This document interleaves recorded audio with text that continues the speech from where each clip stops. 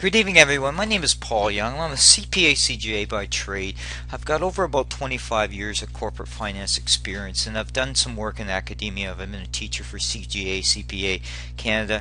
As part of doing that, I've been involved with public finance courses. It's kind of basically to discuss different impacts of policy. So I try to look at all angles of policy.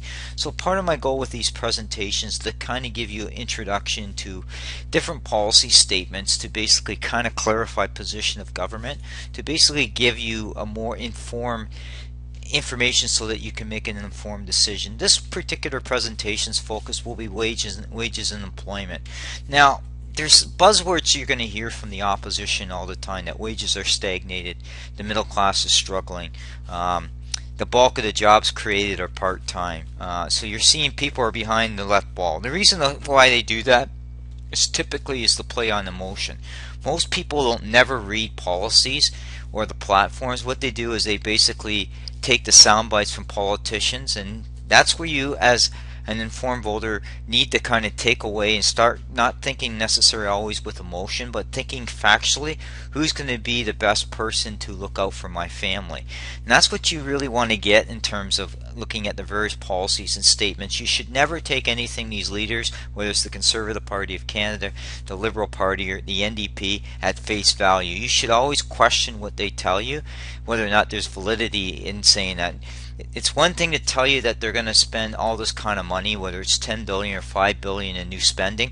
The whole bottom line is, if you're going to balance a budget and you've got $10 billion in new spending, you actually have to bring up another $10 billion in revenue. So there is only one taxpayer in this world, and that's one taxpayer. It's the consumers and business that are paying the freight of these taxes. So when they say they're going to minimize the impact, well, if you get a CPP hike, that's a tax. If you get a GSC hike, that's a tax. If you get a corporate tax, corporations do not just absorb taxes, they pass it on. So when you hear tax increases, you're going to basically be hearing that's going to impact you. My goal tonight with this particular presentation is to kind of walk you through wages and employment. Let's talk about a couple of quotes. Thomas Mulcair likes to quote different people. Mostly he typically quotes people in organizations like the Ontario Federation of Labour, Canadian Labour Congress, Unifor, because that's the deep-rooted to the NDP policies. Now, if you want a little bit more information, there's some additional recordings. What I did is the history of the NDP party, and it takes them back to their union roots as well as the founding and basically in Saskatchewan. This particular quote's very critical here because basically it's an overall statement basically saying that since Harper took office in 2006, income inequality has increased.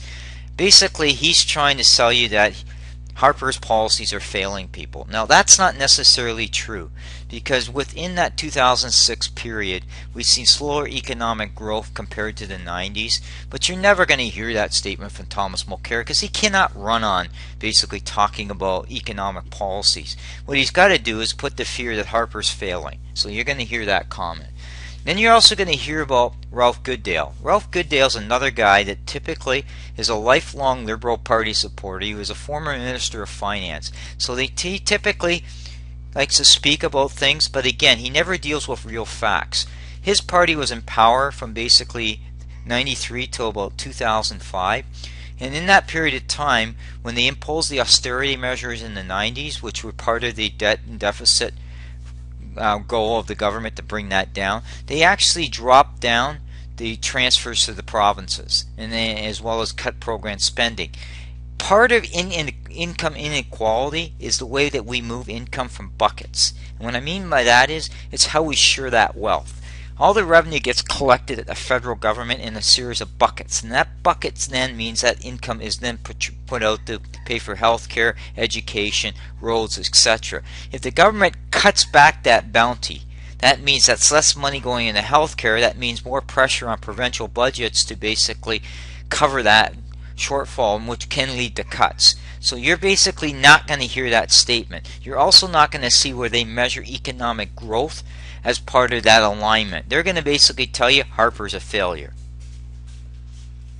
Now, this particular chart I pulled for a particular reason, because the opposition parties constantly say that there's been zero income growth. If you look at this particular graph, from August 2014 to August 2015, we've seen an overall wage increase by about 3.5%. So if we were truly stagnated, we wouldn't have seen some wage increases. The other thing too is you're going to see hills and valleys, right? We've seen different things where wages are usually tied to cost of living allowance, and you're going to hear that term COLA. You're also going to see things that governments are under pressure, like the provincial government in Ontario is actually imposed wage freezes for the bulk of their unions. So if you're putting in wage freezes in areas like public sector, that's going to impact the overall value of that ratio, but you're never going to hear that conversation, so that's kind of what I want to do. But what I like to focus on here, if you look at this particular chart and you look at manufacturing, which is very competitive, you'll see that it's only marginally grown by about 0.5 point over a year. You look at basically trades and operations, you see that it's grown a bit. Now you look at finance and administration, it's grown. So I think depending on the profession, you've seen growth. But it's easy for them to show the overall chart to say Harper's policies are failing. They never go into the details, and there's a reason why that. Because they can't sell their policies at that level, because it would mean coming clean what those policy statements are. Now let's look at real growth. This is a good chart here, and I pulled this from OECD and a couple other different organizations to look at the trend lines. Look at how Canada compares to the trend line on average real wage growth. Australia has exceeded us, and there's a lot of different factors in Australia in terms of the way their economy grows, but it's very similar. And if you're going to compare two economies that are very similar, Australia is very much similar to Canada because it's a resource-based economy. It relies really up on resources. The only thing that's different a little bit in Canada's case, because Canada's manufacturing system is kind of tied to the U.S., so that's one of the things you see here. But you'll see that we're pretty competitive to Australia in terms of our growth. So we've seen increases. Have we seen some peaks and valleys? Yes, because we had a recession in 2008 to 2009 where we've seen some drop in wages, right? But overall, compared to our peers like Germany, France, US, Japan, Italy, we've actually done a lot better in terms of income growth. But you're never going to hear that in terms of the way Mulcair or Justin Trudeau talk about it, because they cannot run on that. The second thing is the federal government itself has no control over wage growth or what companies pay. Companies pay in the private sector the going rate or the market rate somebody's valued at. That's how it works.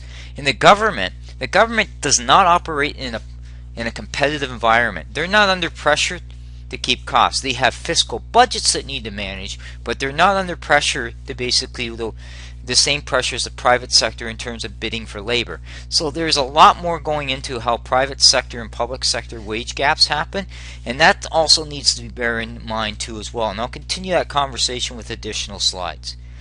Now, you also have to measure wage growth and what's happening with the economic growth.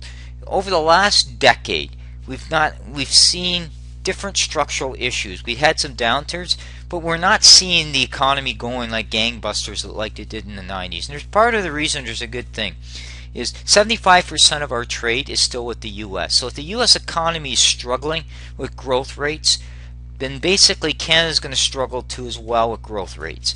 And that growth rate needs also tie to wages. So if the sales are only growing at 3%, companies aren't going to try to increase their wages by 3%. They're going to try to keep a cap on that growth. But you're never going to hear that about that, because the private sector is an area that neither Tom Mulcair or Justin Trudeau ever worked in to clearly understand the competitive pressure. So they're going to talk at a high level about things. Mulcair is going to talk about what union contracts do to drive up costs, and unions are important, but they also have to live in reality in terms of working through productivity issues and other things that drive growth. Let's talk about impact.